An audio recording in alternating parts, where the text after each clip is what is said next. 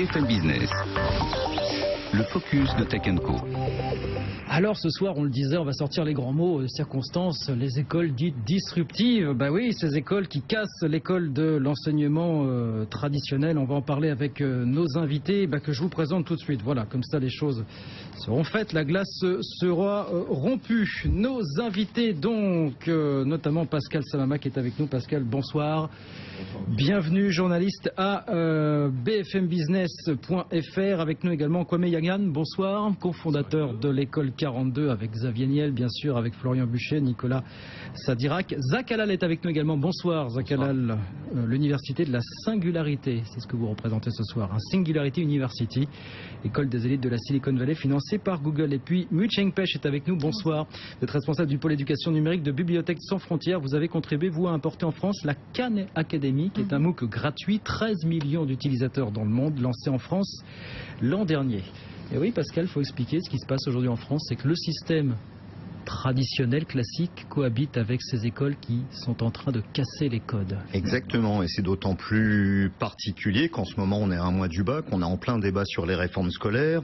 La France vit depuis des décennies au rythme de la scolarité, du système scolaire, mais en parallèle de tout ce qui se passe, de cette actualité, de nouvelles écoles mènent leur vie à une cadence un peu différente de l'éducation nationale. Alors parmi elles, il y a évidemment l'école 42 de Xavier Niel, il y a la Khan Academy de Salman Khan, il y a l'université de la singularité de Google, sans oublier dans d'autres domaines, l'école de cuisine de Thierry Marx, on va parler aussi de l'université du savoir de Michel Onfray, et bien sûr les dizaines de milliers de MOOC qui sont disponibles sur Internet et avec lesquels on peut apprendre.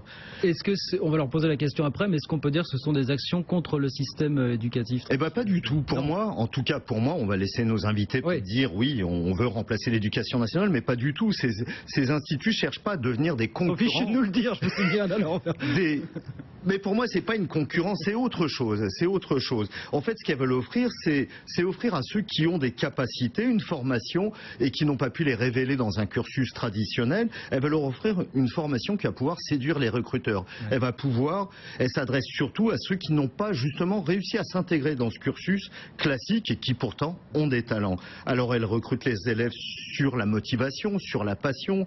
Elles ne demandent pas de CV, elles ne demandent pas de diplôme, elles ne demandent pas de QI, elles ne demandent pas de cursus universitaire et en plus elles ne demandent pas de faire partie d'une classe sociale particulièrement aisée parce que pour la plupart ces écoles sont gratuites. Et pourtant dans les nouvelles technologies, les stars sortent souvent des grandes universités californiennes. On le disait avec Stanford tout à l'heure, on l'a vu dans le documentaire sur BFM. Presque tous.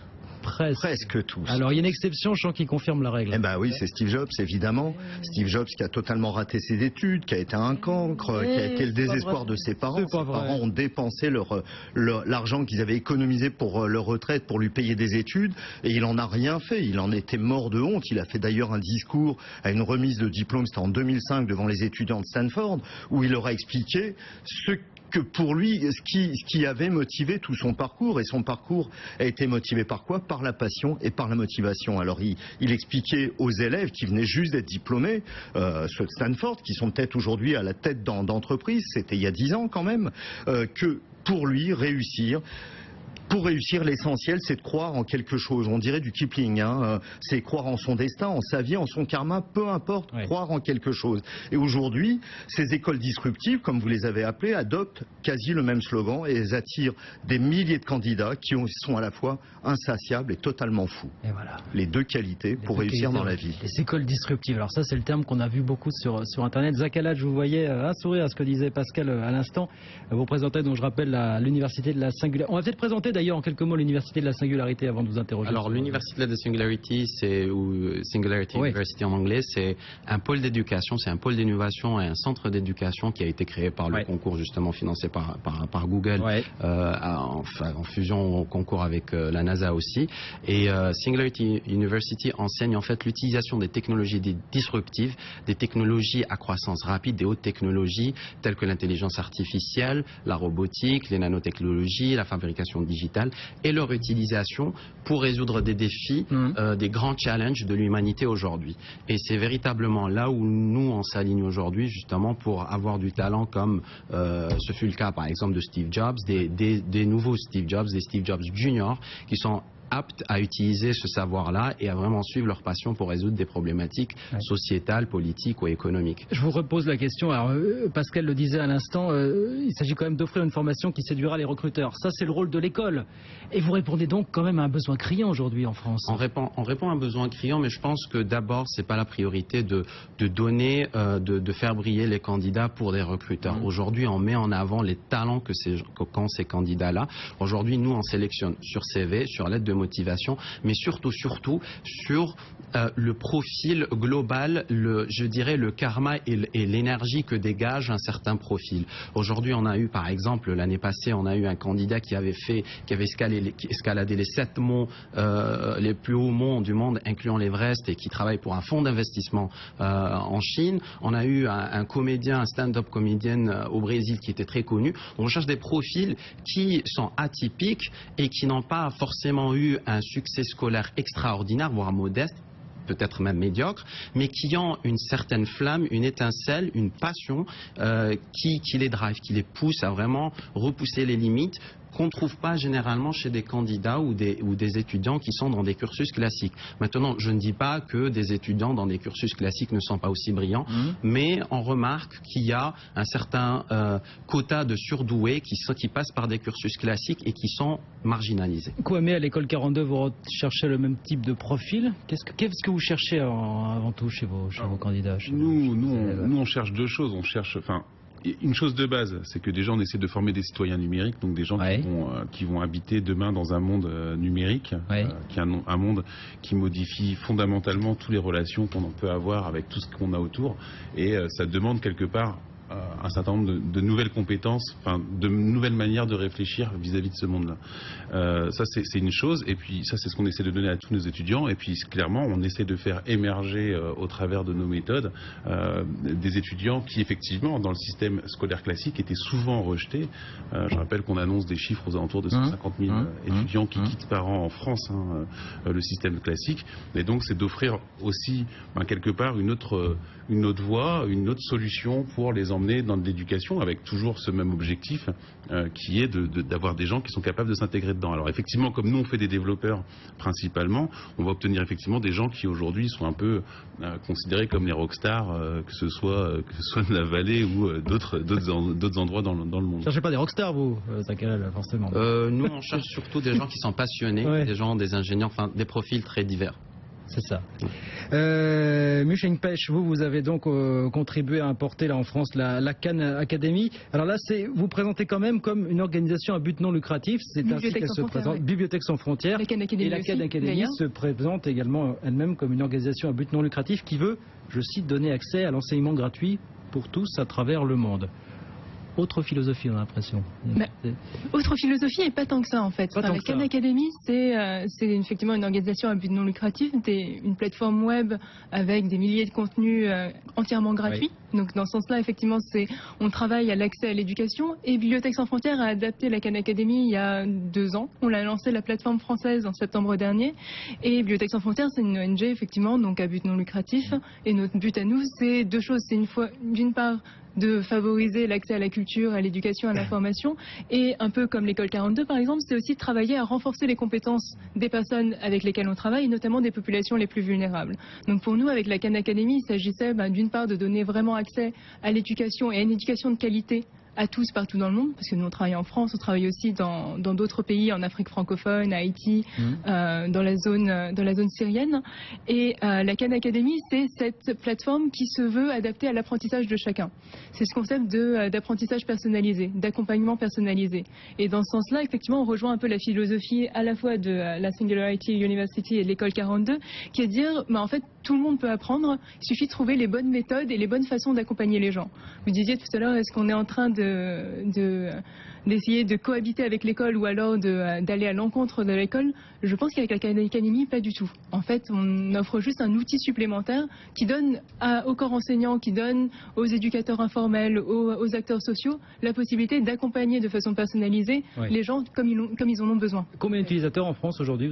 On a lancé la plateforme en septembre dernier. Aujourd'hui, c'est 400 000 utilisateurs utilisateurs de la version française de la CAN. Dans le monde, c'est plus de 10 millions d'utilisateurs qui se connectent tous les mois pour faire des exercices. En France, le CP jusqu'à la terminale. C'est ça. C'est extraordinaire. Ça, je vais vous poser la question, quels sont les publics? Oui, en fait, c'est très très vaste. C'est extrêmement vaste. On a, en fait, les programmes scolaires couvrent de la fin de la maternelle jusqu'aux premières années de l'université, en mathématiques, en sciences, en français, et la version américaine couvre d'autres sujets, l'économie, les humanités, etc. Mais ce ne sont pas uniquement des élèves au sens traditionnel du terme, c'est aussi des adultes qui ont envie de réapprendre les mathématiques, des gens qui se disent que ces sujets-là sont essentiels pour leurs activités professionnelles, pour leurs activités de la vie courante, et qui se remettent à apprendre. C'est aussi ça, c'est susciter l'envie de réapprendre les choses. Pascal, ils nous ont présenté chacun leur raison d'être. Est-ce que vous avez l'impression qu'il y a plusieurs, je ne veux pas dire qu'ils s'affrontent, mais plusieurs philosophies finalement, plusieurs... Il y a une philosophie commune, hein, c'est que évidemment la sélection, on a l'impression, j'ai dit, et ça peut paraître trompeur, il n'y a pas besoin de CV, il n'y a pas besoin de cursus, il n'y a pas besoin d'argent, mais il y a quand même quelque chose qu'il faut absolument avoir, c'est l'envie, c'est la passion, et c'est pas juste un mot comme ça en l'air. Quand vos élèves à l'école 42 passent par la piscine, c'est quand même une espèce de centre d'entraînement commando, les meilleurs survivent, quoi. C'est quoi ça? Racontez-nous un petit peu. C'est les épreuves de sélection. Nous, on prend les candidats sur deux sections. Une première sur Internet. Suivant les années, la première année, quand on a ouvert, on a eu à peu près 70 000 candidatures. La deuxième année, on en a eu 50 000. Là, on est plutôt à 80 000 pour cette année. D'ailleurs, ça passe ce qui les attend. D'ailleurs, on a blindé les piscines. On a 1000 places. On s'attendait pas à avoir non plus un tel succès. Et après, il y a ce qu'on appelle les piscines. Donc, c'est 3 mois. Donc, on fait 3 fois 4 semaines avec 1000 étudiants à chaque fois différents, qui se passe pendant l'été, donc juillet, août, septembre. Alors pourquoi pendant l'été? Parce que pendant l'été, en fait, les étudiants ils font rien. C'est quand même assez pratique de leur proposer de faire. Non mais globalement aujourd'hui, un étudiant ça fait rien. Donc après, il ne faut pas s'étonner que quand les gens ne travaillent pas, on n'arrive à rien. Enfin, je veux dire, c'est pas très compliqué. Donc on travaille effectivement pendant l'été, donc juillet, août, septembre. On les prend pendant 4 semaines. Ils ont effectivement, on leur demande de travailler. Oh là là. Horreur, 10 heures par jour, hein. Terrible hein, pour l'étudiant de travailler 10 heures d'affilée. Ils font plus. Donc ils font 10-15 heures, ils font ce qu'il faut pour que ça, ils font ce qu'il faut pour que ça marche. Et effectivement, à l'issue de ça, on va avoir une sélection d'à peu près 300 étudiants. Ouais. Donc en vrai, maintenant si on regarde dans le détail de comment est-ce que ça se passe, enfin de 300 étudiants par piscine, ce qui fait qu'on va faire la rentrée en octobre-novembre avec à peu près un millier d'étudiants entre 900 et 1000 chaque année. Ouais. Alors après quand on regarde, clairement il y a une question de motivation, c'est-à-dire qu'effectivement 42 c'est sexy, c'est connu, c'est machin, il y a Xavier Niel, c'est gratuit, bon hop. Donc on a beaucoup de gens qui se présentent. Après c'est clair, on perd à peu près 20% sur la première semaine des gens. C'est aussi drastique chez vous, Zach Hallal, à la Singularity University? On a beaucoup de postulants, surtout pratiquement cette saison-là pour le programme qui vient, le programme d'été 2015, on a pratiquement triplé le nombre de postulants venant de France parce qu'il y a eu une couverture médiatique en France, parce que ça devient de plus en plus populaire. Parce que c'est Google. Je voudrais savoir, voilà, est-ce qu'on vient avec l'idée que c'est Google, voilà, et que on vient avec l'idée. Il y a des candidats qui vous disent, bah non, désolé, vous n'êtes pas dans le profil, vous n'êtes pas dans la philosophie de... C'est pas une question de philosophie. Moi, je pense d'abord, c'est pas une philosophie Google, mais c'est une philosophie de vouloir changer le monde. C'est-à-dire d'avoir un état d'esprit entrepreneurial d'abord, donc vraiment avoir la graine entrepreneuriale, et ensuite avoir des connaissances techniques, c'est-à-dire que moi je verrai qu'il y a une intersection avec ce que fait l'école 42, parce que l'école 42, comme l'a décrit Kwame, c'est un centre commando où l'on apprend vraiment la programmation, on va jusqu'au bout, et je verrai par exemple Singularity récupérer ces talents-là avec une connaissance technique bien poussée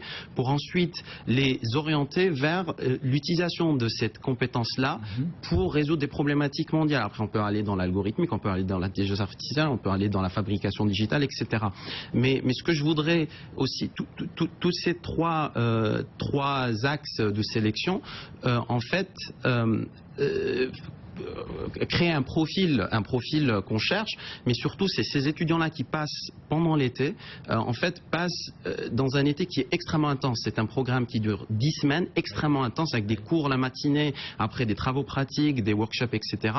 Et c'est là où je rejoins Pascal sur justement la pratique, le terrain. Oui. Aujourd'hui, l'éducation nationale, c'est vrai qu'il y a des incubateurs, qu'il y a beaucoup de choses, des programmes pratiques, mais je dirais que c'est ce qui rend la Singularity University assez unique, c'est que c'est le terrain à la Silicon Valley. Allez, on va marquer une pause. Justement, c'est la question, parce que j'étais parti du principe qu'il fallait vous poser la question ce soir, qu'est-ce qui pousse finalement les élèves à aller dans ces écoles disruptives? En fait, j'ai envie de poser la question dans l'autre sens, on le fera après la pause. Qu'est-ce qui pousse justement les élèves à rester dans le circuit traditionnel? Mais ça, on verra ça dans 2 minutes. À tout de suite. BFM Business et 01net.com présentent Tech & Co, le grand live du numérique avec Guillaume Paul. Allez, de retour, 22h22 sur BFM Business, Tech & Co. On parle de ces écoles disruptives, donc vous avez compris... tonalité ce soir avec nos invités. Une question d'internaute, vous allez sur le hashtag Tech & Co, bien sûr, TECHCO, vous nous posez nos questions. Une question de David, tiens, vous allez pouvoir répondre très rapidement, qu'on salue d'ailleurs, David. Est-ce que ces écoles sont reconnues et leurs diplômes sont reconnus par l'État, et sinon, est-ce un problème? Michel Pêche pour... Mais alors, la Khan Academy, c'est pas vraiment une école. Et voilà. Une plateforme d'apprentissage personnalisé qui peut être utilisée à l'école. Ouais. On a notamment des centaines de témoignages d'enseignants qui l'utilisent sous les formes les plus variées possibles. Et c'est aussi la richesse d'ailleurs de ce type d'outil, c'est qu'on peut l'utiliser. C'est un outil. Tout à fait, c'est un outil avant tout. On peut l'utiliser de la même façon qu'il y a 36 000 pédagogies différentes. Il y a 36 000 usages différents de la Khan. La Singularity University. Les programmes ne sont pas reconnus pour la simple raison que aujourd'hui, parce qu'il y a des administrations qui vont lentement, et aujourd'hui le programme des nouvelles technologies, des technologies va tellement vite qu'on n'a pas le temps de postuler pour échange tellement vite qu'on n'a pas le temps de postuler pour pouvoir avoir les certifications, et donc du coup ça fait en fait la force du programme, c'est que c'est un programme qui change, qui est en mutation en permanence et qui un petit peu vient en complémentarité au programme conventionnel. Donc et l'école 42 elle-même, personnellement? Alors non plus. Alors nous, c'est strictement impossible, puisque d'abord on note pas les élèves, il n'y a pas de cours, il n'y a pas de prof, il n'y a pas de durée d'études, il n'y a pas de durée d'études, donc c'est impossible. Après, la deuxième question, c'était est-ce que c'est reconnu par les entreprises? Bon, alors, dans le développement, la situation est un petit peu plus complexe que classiquement. Il faut savoir que plus vous êtes diplômé, moins vous avez de chances d'être embauché. Donc globalement, aujourd'hui, dans le développement en informatique, pour nous, c'est absolument pas un problème, bien évidemment. Et alors Pascal, donc on enchaîne parce qu'on posait la question juste avant la pause, on se disait finalement la question qu'on va poser ce soir est qu'est-ce qui pousse donc les élèves à aller dans ces écoles disruptives, j'adore le terme, mais en fait on peut aussi poser la question dans l'autre sens, qu'est-ce qui pousse finalement les élèves à rester dans le circuit traditionnel? Mais parce que le circuit traditionnel attire la majorité des élèves et que ces écoles-là un peu disruptives attirent une minorité qui augmente certes, mais qui reste quand même une minorité qui ne trouve pas sa place et qui trouve maintenant des filières pour se former, pour trouver un emploi et pour trouver une carrière ou pour trouver tout simplement, comme à l'académie, une manière de parfaire un niveau scolaire qu'on a peut-être raté ou des choses comme ça. La majorité est traitée bien sûr par l'éducation nationale. Les gens passent leur bac, vont à la fac, font des grandes écoles, etc. Pour la minorité de ceux qui n'ont pas trouvé leur place, qui sont sortis du circuit scolaire, comme le disait Kwame tout à l'heure, il y en a de plus en plus qui sortent du circuit scolaire sans diplôme, et maintenant il y a des ouvertures, il y a des possibilités de continuer ses études ou de reprendre des études et d'avoir une formation plutôt bonne qualifiée. Quant à la question de savoir si les diplômes sont reconnus par l'éducation nationale, est-ce qu'il ne vaudrait pas mieux se demander si la formation, elle, est reconnue par les entreprises? Et je crois que dans tous les cas, enfin dans les cas de ces écoles, évidemment, et d'ailleurs, il y a Samsung qui a lancé aussi sa propre école. Il lance la seconde promotion, le Samsung Campus, qui va commencer à former des gens. Alors eux, ils le font en partenariat avec l'Epitech. Ils font un diplôme reconnu. Mais la démarche reste la même. Le problème de la reconnaissance, ça rassurera peut-être les parents, mais les entrepreneurs et ceux qui recrutent... Je tiens juste à préciser que la majorité des étudiants du système scolaire français ne sortent pas diplômés. Oui, c'est ce que... Exactement. Non, je veux dire que la normalité, il n'y a pas 80% des jeunes en France qui font des études dans l'enseignement supérieur. On est plutôt à 25-30%. Quoi, mais la majorité des gamins qui arrivent chez vous, ils arrivent chez vous pourquoi? Alors, la problématique, c'est que le jeune, vu l'éducation qu'il a eue, en général, il a une vision de l'avenir qui consiste à savoir où est-ce qu'il peut faire la fête le samedi soir, et globalement, si vous voulez, une autonomie qui lui permet de partir 3 semaines en colonie de vacances en août. Donc, en général, beaucoup de jeunes qui rentrent chez nous, ils arrivent en disant, bon, il y a piscine, c'est sympa. Ils ont vachement de mal à imaginer et à voir ce qu'il peut y avoir derrière, et c'est normal parce qu'on leur a jamais appris. Donc, effectivement, nous, notre métier, c'est de faire de l'éducation, c'est de réussir justement à transformer ces jeunes d'un système scolaire qui est extrêmement peu aujourd'hui dans sa partie la plus classique, qui est très peu adaptée effectivement à la vie dans un environnement on va dire numérique digital. C'est-à-dire que le principe du numérique, c'est de réussir. Il y a la notion de déhiérarchisation, c'est des notions qui sont super importantes. Mais vous vous rendez compte de ce que ça veut dire? Ça veut dire que chacun dans son coin peut décider, peut fabriquer ce qu'il a envie. Quand on dit que Facebook se fabrique dans un garage, c'est parce que techniquement parlant, ça peut se fabriquer dans un garage.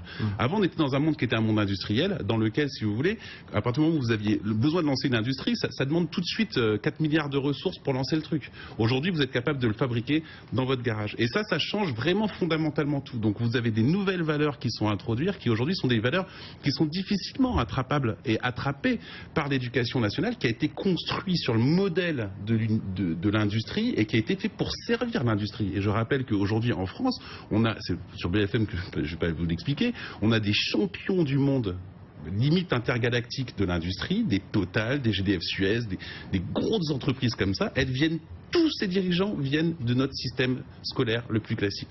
Il a montré une sublime efficacité pour qu'on arrive à ces géants de l'industrie. Maintenant, si on veut réussir à fabriquer des géants du monde du numérique, il va falloir changer un certain nombre de choses. Parce que par exemple, dire à un jeune aujourd'hui, tu as 18 sur 20 au bac, tu es un héros de l'éducation nationale, en termes informatiques, pour nous, ça veut dire que c'est quelqu'un qui sait faire 90% du taf. 90% du taf, ce n'est pas possible. Demain, on va avoir des jeunes qui vont fabriquer des objets, qui vont faire des opérations à l'intérieur des gens. Si ça tombe en panne, il va y avoir des dégâts majeurs. Ça veut dire que, je rappelle que quand on passe le bac, c'est une épreuve individuelle. On vous entraîne depuis tout petit à avoir votre bac, on vous entraîne à l'individualité. Aujourd'hui, les discours qui sont tenus par l'éducation nationale, c'est de vous dire les concours. C'est génial. Mais pour rebondir sur ce qu'a dit Guam justement, les géants de l'industrie aujourd'hui ont très peur. Ils ont très peur parce que, moi je le remarque à la Singularity University, on a Coca-Cola qui a rejoint notre bureau de partenariat, on a Hershey's, on a les géants de l'industrie américaine, Lowe's aussi, on a même l'UNICEF qui nous a rejoint comme partenaire d'impact. C'est-à-dire qu'aujourd'hui même les grandes organisations, les organisations internationales et les géants d'industrie cherchent à vraiment dénicher les talents, dénicher les leaders. Et je suis d'accord et pas d'accord avec vous Pascal sur le fait qu'aujourd'hui, certes, c'est vrai que ce sont des minorités qui viennent dans les programmes, mais ce n'est pas forcément des gens qui ne réussissent pas dans le cursus classique. C'est des gens qui ont une graine en plus. C'est des gens qui vont finir en leader. Oui, c'est-à-dire que c'est des gens, après la fin du programme chez nous de 10 semaines, pratiquement 3 mois, ils s'inspirent de l'écosystème. On a eu des bio-ingénieurs, des chirurgiens, des médecins qui sont venus et qui reviennent dans leur pays d'origine pour commencer leur propre laboratoire d'investigation, leur propre laboratoire de recherche. Et ils savent vraiment comment trouver l'investissement parce qu'ils s'en inspirent, parce que l'écosystème de la Silicon Valley les a enseignés de la manière la plus J'ai pratique. juste une petite question à vous poser Pascal. à tous les trois. Vous sortez quand même tous les trois de ce système scolaire. Vous avez été des élèves brillants, j'ai l'impression. Dans le micro, Pascal, dans le micro. Pardon, oui, vous avez été des élèves brillants, vous sortez d'un système scolaire. Quoi, vous sortez de l'Epitech, vous avez... Non, moi j'ai fait Epita. Epita, pardon. J'ai participé à la création d'Epitech, mais Quand même, excusez du peu. Bah, oui, mais Epita à l'époque c'était pas une école d'ingénieurs, c'était un diplôme qui était extrêmement peu reconnu et plutôt une école qui était considérée comme très seconde zone. Hein. Mais ceci étant dit, effectivement, je sors de ce bac plus. Mais mes parents en sortent, enfin tout le monde en sort, c'est pas un souci. Oui. La question n'est pas là, la question c'est de savoir. Non, mais c'était vraiment, c'est de savoir qu'est-ce qu'on va faire demain. Parce qu'aujourd'hui, effectivement, la SU, c'est, je sais pas combien, t'as combien d'étudiants 80 par session. 80 par session. Bon, je veux dire, c'est très bien 80, mais tu es quand même d'accord avec moi qu'à 80, pas changer le monde, quoi. Donc, aujourd'hui, il y a suffit d'un ou deux. Ça a changé pas mal de choses. Ça a changé pas mal de choses, j'en conviens, mais ce que je veux dire, c'est que ces modèles-là, c'est quand même des modèles qui sont en train de changer. Donc on va avoir besoin de créer quelque chose de comme plus. Comme la parole à Michel Pech. Justement pour rebondir sur ce que disait Pascal, je suis assez d'accord sur ce constat que finalement l'école de l'éducation nationale fonctionne pas si mal que ça, effectivement. Et surtout, ce dont nous on se rend compte, c'est qu'on a des enseignants qui innovent tous les jours justement pour réussir à améliorer le système, à accompagner tous ces élèves qui ont des profils différents. Et quand on fait face à une classe avec 35 élèves au niveau très hétérogène, le problème c'est pas tant l'éducation nationale que comment est-ce qu'on fait pour donner les outils aux enseignants pour accompagner tous ces élèves avec la même qualité d'accompagnement. Et c'est là où effectivement les technologies et le numérique sont pas un miracle, mais peuvent venir en complément de la pédagogie de l'enseignant, de ces innovations, de toutes ces méthodes-là. Et la CAN voudrait s'inscrire dans cette lignée-là, de donner, d'automatiser un certain nombre de choses qui n'ont pas forcément besoin de l'expertise de l'enseignant, faire un cours magistral ou faire des statistiques sur les progrès des élèves, etc. Et donner ces données-là pour que l'enseignant justement puisse innover et accompagner chacun. C'est vrai que nous, on reçoit plein de témoignages d'enseignants qui imaginent 36 000 façons différentes d'utiliser la CAN.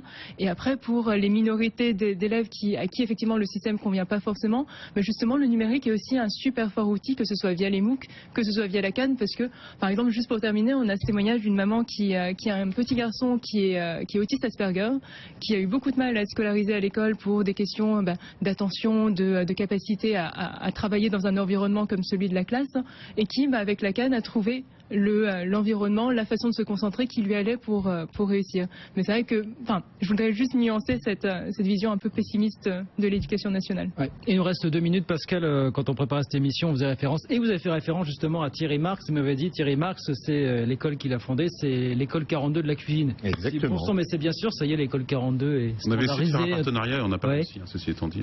L'école 42 rentre dans la norme, ça y est, c'est une référence. Comment vous voyez ça, Pascal, finalement? Rentre dans la norme, et depuis pas mal de temps, j'ai retrouvé justement une déclaration de Najat Vallaud-Belkacem, notre ministre de l'Éducation nationale, qui se félicitait à une époque de l'arrivée de l'école 42 et l'école de Thierry Marx, et qui disait qu'elle voulait lancer justement une école de l'entrepreneuriat qui serait basée justement sur ces concepts. Cette école n'a pas encore vu le jour, elle est peut-être sur le point d'arriver, mais n'empêche qu'évidemment que ces nouvelles façons d'enseigner qui rompent totalement avec les modèles traditionnels intéressent tout le monde. On voit les gens qui en sortent, on voit que c'est des vraies expériences, on voit que les gens qui font ça ne sont pas des aventuriers, ils ne cherchent pas à devenir riches, ils ne cherchent pas à devenir célèbres, ils sont à la fois insatiables et fous, ils correspondent aux 2 critères de la réussite et ils essayent de les transmettre à plein de gens et à beaucoup de gens. Juste une précision, c'est quand même pour la Singularity University, la petite différence avec toutes les autres, c'est qu'elle n'est pas gratuite. Elle n'est pas gratuite, et puis elle n'était pas gratuite. Aujourd'hui, Google a donné un financement à hauteur de 1,5 million de dollars, oui, tout à fait. En janvier passé, pour justement ne plus discriminer sur les origines des postulants. Aujourd'hui, il suffit d'être bon. Donc on peut être originaire d'Algérie ou du Brésil ou de Chine, on peut postuler tant que ou des quartiers de Marseille. Ou des quartiers de Marseille, bien sûr, et c'est ce qu'on fait ici aujourd'hui. On est en campagne en France. Et bien voilà, donc pour ce focus consacré aux écoles disruptives. Merci d'avoir été avec nous, Zach Halal, donc pour la Singularity University. Kwame Yangan, cofondateur de l'école 42. Merci également. Et puis Mu-Cheng Pech, responsable du pôle éducation numérique de Bibliothèque Sans Frontières. Vous avez donc contribué à importer la Khan Academy en France. Et puis merci beaucoup à Pascal Samama également. Merci, à très vite, Pascal, d'avoir été avec nous ce soir sur BFM Business, 22h35. On marque une petite pause et puis Tech & Co continue jusqu'à 23h. Tout de suite.